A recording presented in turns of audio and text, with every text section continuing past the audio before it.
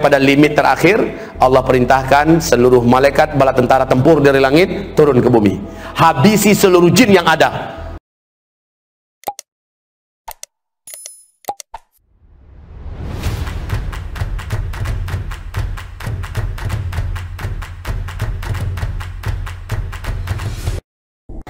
Iblis itu adalah dari bangsa jin. Surat apa itu? Surat Al-Kahfi. Bukan mentang dari jin langsung di surat Al-Jin. Di surat Al-Kahfi Allah sampaikan bahwa iblis itu sebenarnya adalah asalnya bangsa jin yang sangat soleh dan taat. Dia sangat soleh, kalau kata orang Padang siak bana, betul-betul soleh, taat. Tidak ada dosa yang dilarang Allah yang tidak mereka kerjakan. Hobi menumpahkan darah di mana-mana, membuat kerusakan di muka bumi. Lalu Allah Subhanahu wa taala utus para nabi-nabi, malah dibantainya nabi-nabi. Nabi-nabi dari bangsa jin juga ya, dibantai oleh mereka, dibunuh oleh mereka. Sampai pada limit terakhir, Allah perintahkan seluruh malaikat bala tentara tempur dari langit turun ke bumi, habisi seluruh jin yang ada. Bumi akan diganti dengan penghuni baru, ya. Bangsa jin sudah out of order, ya, sudah nggak layak lagi untuk menjadi pemimpin dan pemakmur bumi. Disuruh malaikat-malaikat turun, malaikat-malaikat tempur. Walillahi junudus samawati, Allah memiliki bala tentara di langit, disuruh turun untuk ngabisin bangsa jin. Tahu enggak Bapak Ibu, siapa yang diangkat oleh Allah menjadi panglima perang? Namanya waktu itu belum iblis ya, namanya ketika itu masih Azazil. Ini ada dalam kitab tafsir Al-Hafiz Ibnu Katsir, ya. Namanya saat itu masih bernama Azazil. Jangan kasih nama anaknya Azazil nanti. Lalu turunlah panglima perang ini, yaitu Azazil, dengan memimpin seluruh malaikat-malaikat tempur. Semua bangsa jin yang ada di muka bumi diratakan, dibunuh. Yang dibiarkan hidup oleh Allah adalah yang melarikan diri sembunyi, masuk ke gua-gua, masuk ke hutan, sembunyi di pulau-pulau, dibiarkan oleh Allah, jangan dikejar, biarkan saja mereka tersisa hidup. Nah, ini jika bakal calon pelanjut bangsa jin ke depan ya. Lalu setelah selesai, malaikat-malaikat tempur kembali naik. Azazil juga naik ke atas. Bapak Ibu, Allah kemudian menyampaikan kepada mereka semua, inni ja'ilun fil ardi khalifah. Saya punya misi akan menciptakan pengganti baru yang akan memakmurkan bumi.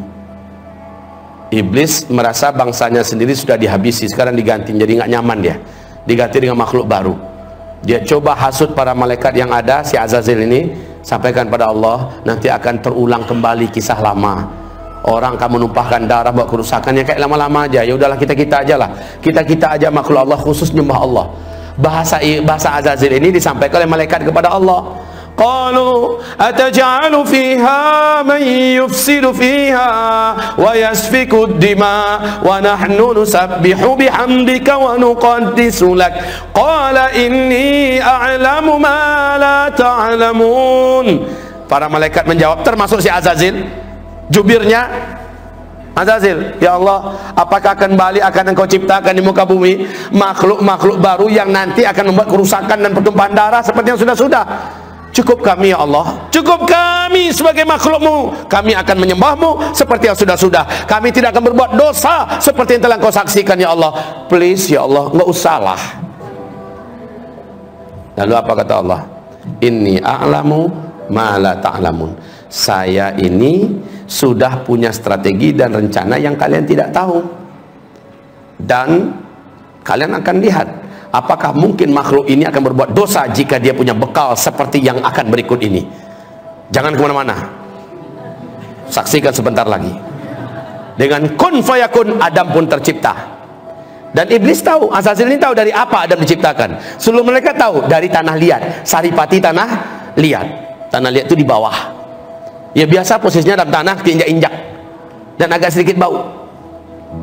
Lalu setelah jadi kun fayakun, Allah masukkan chips, ibarat kita bahasa sekarang ya, yang lengkap dengan informasi-informasi yang tidak diketahui oleh seluruh malaikat.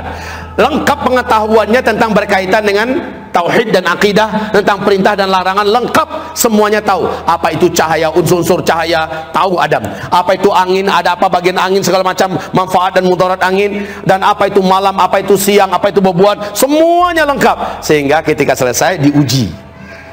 Lalu Allah bertanya, "Hei malaikat-malaikat, sini kumpul kalian. Kamu juga Zil, sini Zil." Azazil. Ya, sini Zil. Saya mau uji kalian semua. Coba hadapi orang macam ini, makhluk baruku.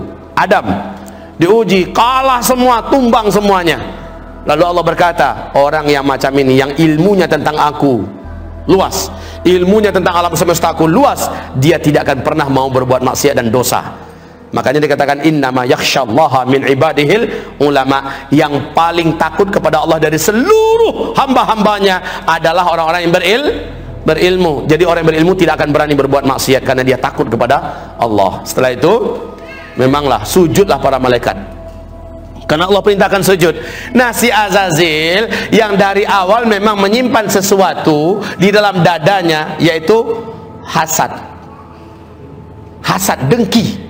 Dia tidak rela dan dia tidak mau kalau orang senior yang hidupnya telah teruji selama ini patuh dan tunduk pada Allah, masa dia yang harus sujud pada junior yang baru saja jadi.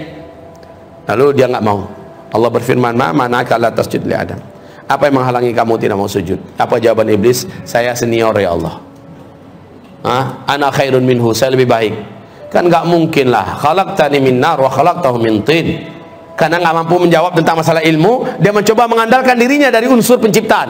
Saya kau ciptakan dari tanah, dari api. Api itu terhormat ya Allah. Allah pula mau diajarinya. Api itu letaknya di atas, terhormat, nggak berani orang permainkannya. Dia sangat berwibawa, anggun. Sementara tanah, engkau ciptakan Adam dari tanah liat, hitam, bau, busuk, di bawah lagi keinjak-injak. Masa iya api sujud pada tanah? Sorry ya Allah. Ya, lalu Allah mengatakan, sombong kamu, keluar.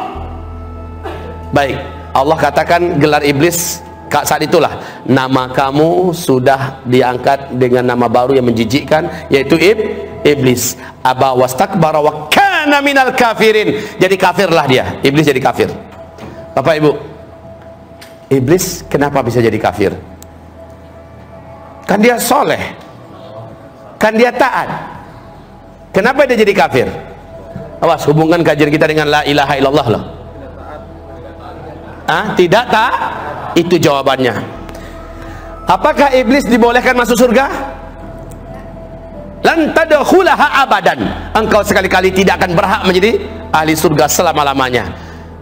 Iblis punya kunci nggak? La ilaha illallah. Iblis yakin nggak dengan Allah? Pasti. Iblis mengimani Allah tidak? Pasti, ya kan? Pasti. Tapi iblis punya kunci nggak? La ilaha illallah. Punya nggak?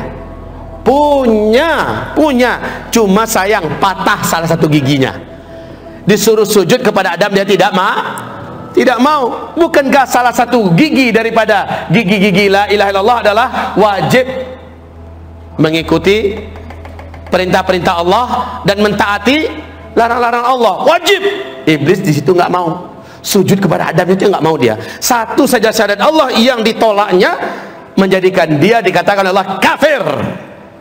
Oke, iblis kafir gara-gara menolak satu saja syariat Allah, sujud kepada Adam. Suatu ketika iblis datang kepada Nabi Musa alaihissalam.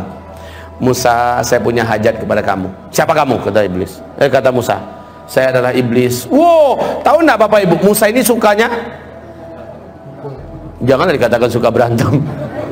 Musa ini kalau marah itu kelihatan langsung Pak Bu, dari bola matanya itu nampak. Iblis pun menjadi pucat di depan Nabi Musa. Iblis nyamperin, udah hampir digonyoh oleh Nabi Musa, udah hampir ditumbuknya Pak, kayak Mike Tyson memukul orang, hampir sedikit aja lagi. Lalu iblis mengatakan, Musa jangan emosi. Jangan emosi. Musa, saya minta tolong kepada engkau, saya mau taubat nasuha. Allah mau terima nggak ya? Saya mau langsung ke Allah nih, makhluk nih. Segan saya Musa. Itu permohonan saya. Tolong Musa, bantu saya.